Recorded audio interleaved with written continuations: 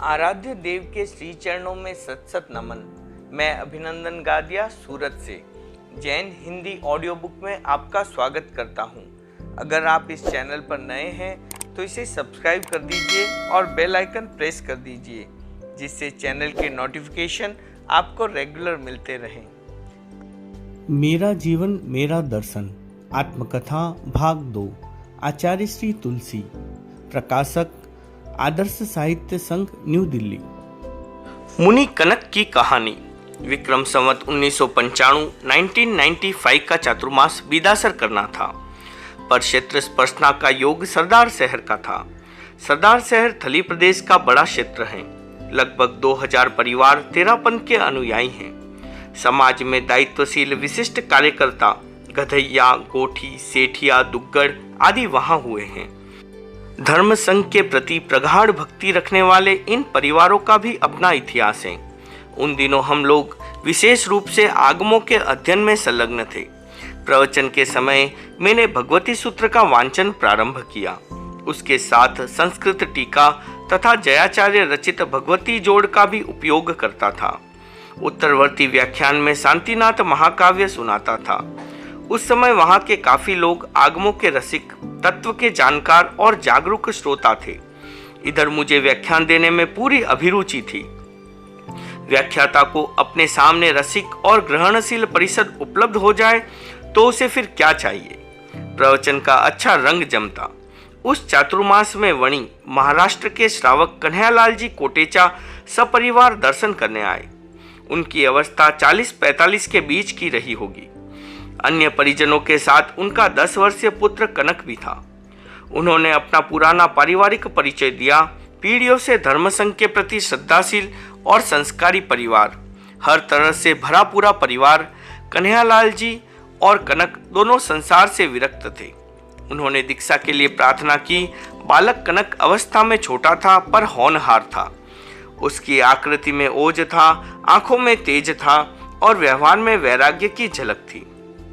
पिता पुत्र से बातचीत करने पर अनुभव हुआ कि दोनों अपने विचारों पर दृढ़ हैं। उनकी तीव्र भावना और दृढ़ता देखकर उन्हें दीक्षा की स्वीकृति दे दी। कार्तिक शुक्ला तृतीया का दिन दीक्षा महोत्सव का भव्य आयोजन। एक साथ 21 भाई बहन दीक्षा के लिए उपस्थित थे। उनके पारिवारिक जनों की लिखित और मौखिक स्वीकृति प्राप्त की। आर्ष वाक्यों के उच्चारण के साथ दीक्षा संस्कार संपन्न हो गया। दीक्षित होने वाले भाई बहनों में वणी के पिता पुत्र कन्हैयालाल जी और कनक भी थे। जैन धर्म की दीक्षा अन्य दीक्षाओं से कई दृष्टियों से विशिष्ट है। तेरापंथ की दीक्षा और अधिक विशिष्ट है। एक आचार्य का नेतृत्व, अनुशासन, मर्यादा, व्यवस्था और आचार की प्रखरता, स्वच्छंदता और सुविधावाद, दोनों वृत्तियों को पनपने का अवकाश यहाँ नहीं है। मुनि कन्हैयालाल जी अपने आप को साधु जीवन के संस्कारों में ढाल नहीं पाए। कुछ समय बाद ही उनका मन संकल्प विकल्पों में उलझ गया। उन्होंने साधुत्व से पलायन करने का निर्णय लिया। सीधा पलायन करने से उनकी दुर्बलता प्रकट होती। सामान्यतः कोई भी व्यक्ति अपने दुर्बल पक्ष को उजागर करना नहीं चाहता। अपनी दुर्बलता छुपाने के लिए वह औरों पर दोषारोपण करने में भी संकोच नहीं करता। मुनि कन्हैयालाल जी ने अपनी मनोदशा किसी के सामने प्रकट नहीं की, पर भीतर ही भीतर एक योजना बनानी शुरू कर दी। सबसे पहले उन्होंने मुनि कनक को बरगलाने का निश्चय किया। साधुओं के छिद्रान्वेषी होकर वे बाल मुनि से कहते, हम साधना करने के लिए साधु बने हैं, पर यहाँ साधना है कहाँ। साधु भिक्षा में अच्छी अच्छी चीजें लाते हैं, खाते पीते हैं और मौज करते हैं। इनमें वैराग्य कहाँ है। हम घर में भी वैराग्य से रह सकते हैं, फिर यहाँ क्यों रहे। बाल मुनि कनक का मन किंचित भी विचलित नहीं था।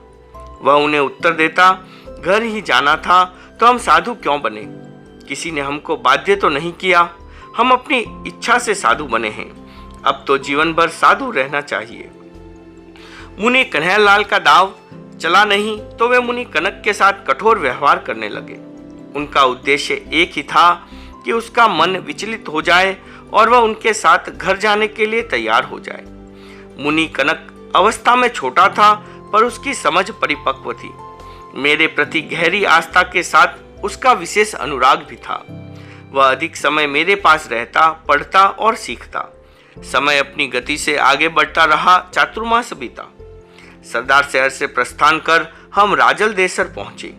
वहां एक दिन मुनि कनक मेरे पास आकर बोला, गुरुदेव, मैं कुछ पूछना चाहता हूं। मैंने सोचा 10 वर्ष का बच्चा क्या पूछेगा, फिर भी उसकी भावना देखकर मैंने उसे प्रश्न करने की अनुमति दे दी। वह बोला, गुरुदेव, हमारे संघ में अनेक साधु हैं। यदि किसी साधु के मन में साधुत्व के प्रति, संघ के प्रति शंका हो जाए तो क्या करना चाहिए? पृष्ठभूमि ध्यान में न होने के कारण मैं उसके अभिप्राय को नहीं समझ सका। मैंने सहज भाव से उत्तर दे दिया, उसे समझाने का प्रयत्न होना चाहिए। जिसके मन में शंका हो उसका भी दायित्व है कि वह प्रश्न पूछकर या विचार विमर्श कर अपनी शंकाओं का समाधान करे। मुनि कनक का दूसरा प्रश्न था, कोई साधु समाधान न चाहे और भीतर ही भीतर दूसरों को शंकाशील बनाए तो क्या करना चाहिए? एक शेष मुनि के मन में ऐसे प्रश्न क्यों उठे? इस चिंतन ने मुझे कुछ सोचने के लिए विवश किया। मैंने उसको आश्वस्त करते हुए इतना ही कहा, ऐसी स्थिति गुरु के ध्यान में ला देनी चाहिए। इधर मुनि कन्हैयालाल जी का दुष्प्रयास जारी था। वे प्रतिदिन ऐसी हरकतें करते जो बालक के मन में उथल पुथल मचा सके अथवा उसे धर्मसंघ से विपरीत कर सके। पर मुनि कनक एक क्षण के लिए भी विचलित नहीं हुआ। पिता की बातों से परेशान हो उसने उनके पास जाना ही छोड़ दिया।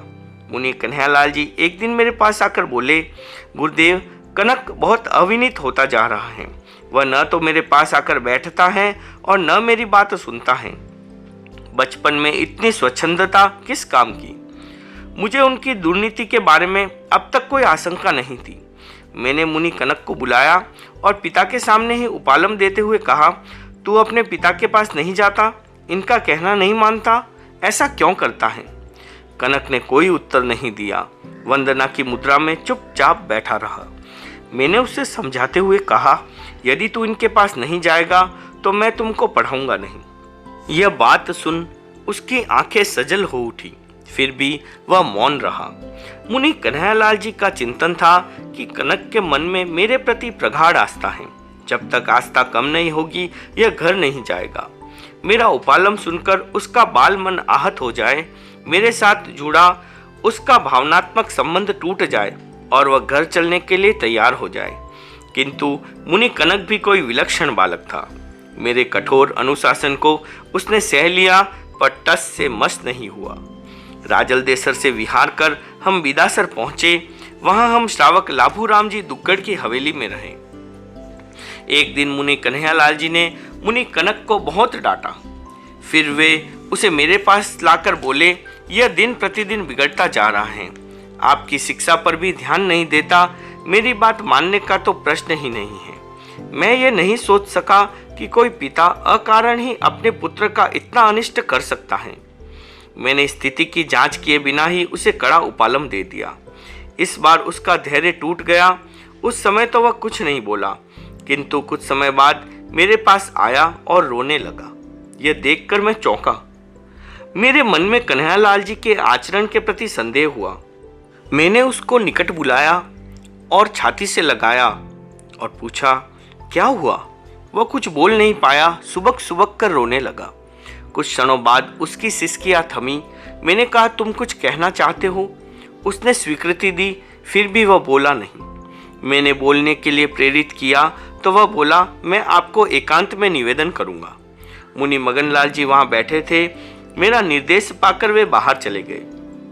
मुनि कनक ने इधर उधर देखा। सब तरह से आश्वस्त होकर उसने अपने पिता की पूरी राम कहानी सुनाई। उसे सुनकर मैं स्तब्ध रह गया। कोई व्यक्ति अपना दोष छिपाने के लिए औरों पर दोषारोपण तो कर सकता है, पर एक पिता अपनी दुर्बलता छुपाने के लिए कच्ची वय वाले अपने ही लाडले पुत्र के साथ ऐसा कठोर व्यवहार कर सकता है, यह मैंने स्वप्न में भी नहीं सोचा था। मैंने वत्सल भाव भरा हाथ उसके सिर पर रखा।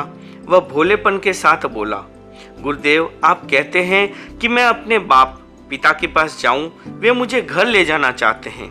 क्या मैं घर चला जाऊं?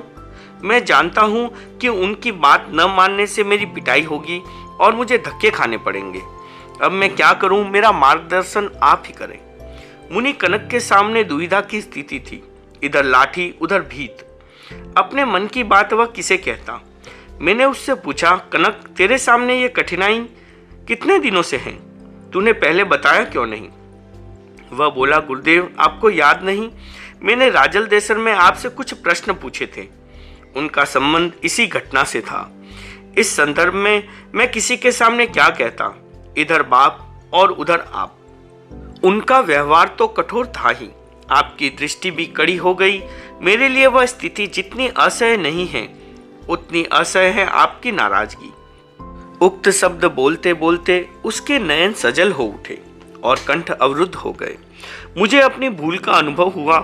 एक मासूम बालक को मैंने अकारण ही उपालम दिया। उसने जो साहस दिखाया उसके लिए तो उसे साधुवाद देना ही चाहिए था, पर अब उसे संभालना और पूरी तरह से आश्वस्त करना मेरा दायित्व था। मैं उसे आश्वस्त करूं उससे पहले यह जानना भी आवश्यक था कि वह जो कुछ कह रहा है सोच समझकर कह रहा है या भावुकतावश। मैंने उससे कहा, तू सच सच बता, तेरी इच्छा क्या है? तू निडर होकर अपने विचार प्रकट कर। कनक फिर रुआसा होकर बोला, गुरुदेव बाप मुझे डुबाना चाहते हैं, मुझे उनसे क्या मतलब?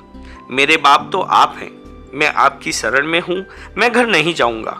मैंने उसी समय मुनि मगनलाल जी को बुलाकर कहा, मुनि कनक बहुत समझदार हैं, कन्हैयालाल जी जो कुछ कह रहे हैं उसमें बहुत अंतर है। उनके सामने ही बाल मुनि को संबोधित कर मैंने कहा, कनक तुम निश्चिंत रहो, तुझे किसी के पास जाने की जरूरत नहीं है, यहीं सो यहीं उठो बैठो। मेरी बात सुन वह खुश हो गया, उसका चेहरा खिल उठा, उसकी दुविधा समाप्त हो गई। उधर मुनि कन्हैयालाल जी ने सोचा, मेरा काम नहीं बना। पुत्र की मानसिकता बदलने के लिए आज तक जितना प्रयास किया वह व्यर्थ हो गया। इतना ही नहीं, मेरी पोल खुल गई, जिस बात को छिपा कर रखा वह प्रकट हो गई। अब कोई दूसरा उपाय काम में लेना चाहिए। इस चिंतन के साथ वे मेरे पास आए और मुनि कनक द्वारा उद्घाटित रहस्य के बारे में सफाई देनी चाहिए। मैंने उनको स्पष्ट कह दिया, कनक के बारे में मैं अब तक तुम्हारी कोई बात नहीं सुनूंगा, यह मेरे पास पूरे आनंद में है, तुम अपनी सोचो। कन्हैयालाल जी अपने ही द्वारा बनाए गए मकर जाल में फंस गए। वे कुछ कहने की स्थिति में नहीं थे। उन्होंने देववाद की आड़ लेकर स्वयं को स्थापित करना चाहा, पर उनकी दाल नहीं गली। चारों ओर से हताश होकर कन्हैयालाल जी ने साधुत्व से पलायन के मार्ग को ही निरापद पाया। एक दिन अपराह्न में वे आए और पंचमी समिति का नाम लेकर गांव से बाहर गए। वहां वेश परिवर्तन कर वे घर चले गए। उनका पुत्र मुनि कनक उनके बहकावे में नहीं आया, पर बोरावड़ का एक साधु जगन्नाथ जी उनके चक्रव्यूह में फंस गया। वह संग छोड़कर कन्हैयालाल जी के साथ हो गया। उसने पूछा, तुम्हारा पुत्र कनक तुम्हारे साथ क्यों नहीं आया? कन्हैयालाल जी क्या कहते? सच्चाई को छिपाते हुए उन्होंने कहा, उसे तो बादाम की कतली और आमरस चाहिए, वह कैसे आए?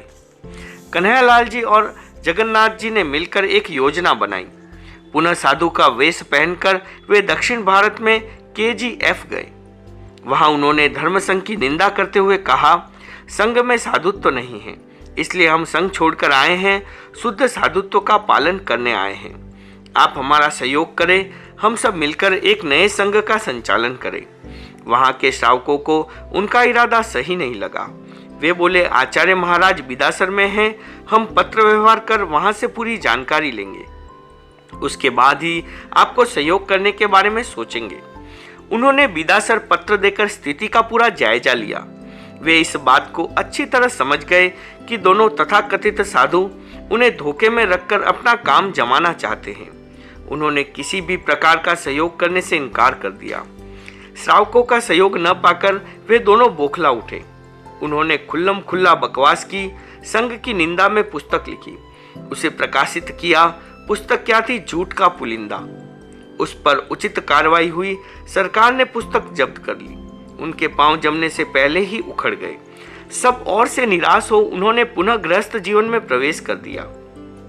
दीक्षा के संदर्भ में नाबालिग और साबालिग का प्रश्न उठाने वाले व्यक्ति इस कहानी को पढ़े और समझे कि एक छोटा बालक साधु बनने के योग्य हो सकता है, साधु बन सकता है और जीवन भर अविचल मन से उसका पालन कर सकता है। इसके विपरीत एक वयस्क व्यक्ति भी दीक्षा के लिए योग्य नहीं हो सकता। कदाचित वह दीक्षित हो जाए तो प्रत्यागमन भी कर सकता है। ऐसी स्थिति में उम्र को दीक्षा का पैमाना बनाना युक्ति संगत नहीं है। बालक हो या वयस्क, आंतरिक विरक्ति, परिसर शयनी की क्षमता और अनुशासन में रहने का मनोभाव, ये ही कुछ कसौटियां हैं जिन पर खरा उतरने वाला व्यक्ति साधु बन सकता है। मुनि कनक अवस्था से बालक था, पर था बहुत परिपक्व। उसने लंबा आयुष्य नहीं पाया। केवल 6 महीने की साधु पर्याय का पालन कर वह पार्थिव शरीर को छोड़कर चला गया। मियादी ज्वर के कारण आखिरी दिनों में वह बेहोश रहा। बेहोशी की हालत में जब कभी उसके पास जाता, उसे संबोधित करता तो वह आंखें खोल लेता। मैं उसे आराधना के गीत सुनाता तो वह मेरे साथ गुनगुनाने लगता। बाल मुनि का विचित्र प्रसंग मेरे जीवन की एक अविस्मरणीय घटना है।